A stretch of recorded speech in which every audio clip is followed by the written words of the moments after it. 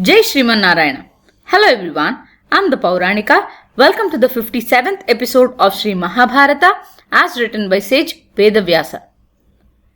After conquering all the four directions of the world, King Yudhishtira along with his brothers started ruling the entire earth. Without enmity towards anyone, King Yudhishtira opened the treasury and did great donations. The people loved Dharmaja like a son loves his father. There is no one who hated him and therefore called Ajatashatru. No one dared to attack the kingdom or its people. The kings entered the kingdom only to offer their respects to Samrat Yudhishtira, but never to wage a war. In that kingdom, there was no place for disaster, lice, sorrow or disease. Dharmaja assessed his strength and his treasury and thought that he was ready to do the Rajasuya Yaaga. Even his near and dear told him that it was the time to do the great Yaga. As they were saying so, the man who is the controller of the past, present and future, the embodiment of Vedas, the Keshava who killed a Rakshasa by name Kesi, the Almighty Sri Krishna Paramatma arrived there.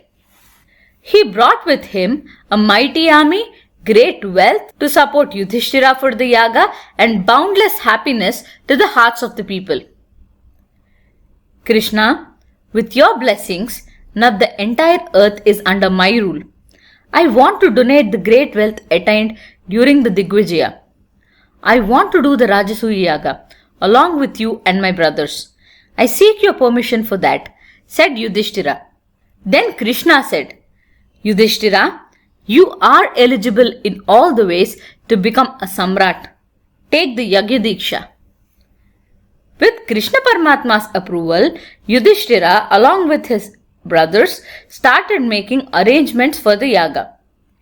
Yudhishtira ordered Sahadeva and his ministers to procure all the essential goods one by one. He ordered Indrasena, Visoka and Arjuna's charioteer Puru to take care of the food arrangements. Before he could complete his statement, Sahadeva confirmed that it was taken care of. The chief Rutvija, chief priest to officiate the Yaga, Vedavyasa came along with his students. Brahmanas of Dhanunjaya Gotra were appointed to do the Samagana. Yajnavalkya took up the role of Advaryuvu for the Yaga, the one to take care of the placement and construction of the Homagundam. Vasu's son Paila and Dhaumya became Hotas, the one who offered oblations into the fire. Their students took up the job of purifying the Yagasala. The architects constructed fine buildings that are worthy of Devatas.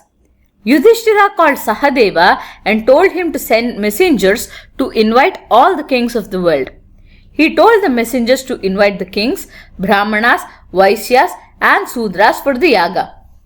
All the Brahmanas who arrived there gave the Diksha to Yudhishtira, who was accompanied by his four brothers, ministers and kings from various kingdoms. On Yudhishtira's command, houses were constructed for the Brahmanas and the houses were filled with the required resources like food, furnishings and clothing. Various artists and performers were called to narrate stories and perform dramas there. They were fed various kinds of food of their choice. Yudhishtira then sent Nakula to personally invite Drona, Dhritarashtra, Bhishma, Vidura, Krupa, Duryodhana, his brothers and dear ones.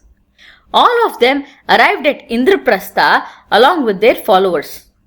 All the kings of the world came there to watch Yudhishthira's Rajasuya Yaga. From Dhritarashtra, Bhishma, Vidura, Duryodhana and his brothers, Gandhara king Subala, his sons Shakuni, Achala, Vrushaka, Karna, Shalya, Bahlika, Somadatta, Kuru king Bhuri, Bhurishrava, Shala, Aswadhama, Krupacharya, Dronacharya, Jayadratha, Drupada and his sons, Virata and his sons, Salva, Bhagadatta along with his people, Bruhadbala, Poundraka Vasudeva, to kings of Vanga, Kalinga, Kuntala, Malava, Andhra, Dravida, Simhala, Kashmira, Shishupala with his sons, Balarama with other Vrishni warriors like Aniruddha, Kanka, Charana, Gadha, Pradyumna, Samba came there.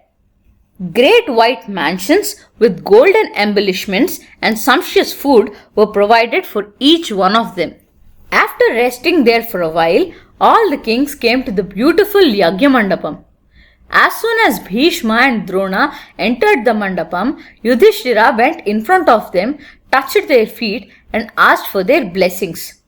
He then requested them to oversee few activities. He gave the right to distribute food to Dushasana. He gave the job of felicitating the Brahmanas to Ashwadhama. He asked Bhishma and Drona to suggest what needs to be done and what shouldn't be. While Krupacharya was given the job of donating gold and diamonds, Vidura was given the job of managing expenses. Krishna Paramatma, on the advice of Yudhishtira, took the job of washing the feet of Brahmanas who arrived there. Duryodhana was given the job of collecting gifts brought in by the kings for the emperor. Every king had brought at the very least 1,000 gold coins with the hope that their wealth would be used in the yaga. The towering peaks of the Yagashala looked like they were touching the plains of the Devatas who came to see the yaga. Narada Maharshi, who saw the assembly of kings there, remembered the Amsavataranam and how Sriman Narayana himself descended on earth as Krishna Paramatma. While Narada was still thinking in those lines, Bhishma spoke to Dharmaja. Dharmanandana, offer your respects to all the guests by giving them arghyam. Start by giving arghyam to the best of them all. Then Yudhishthira asked, Pitamaha, who do you think deserves the first arghyam? Then Bhishma said, who else but the one who is shining like a sun among the planets, Sri Krishna Paramatma. At the behest of Bhishma, Sahadeva brought the arghyam to be offered to Krishna by Yudhishthira. Due to the enmity of many lives, Chedi king Sisupala couldn't accept Krishna Paramatma getting such great respect, and he fumed in anger.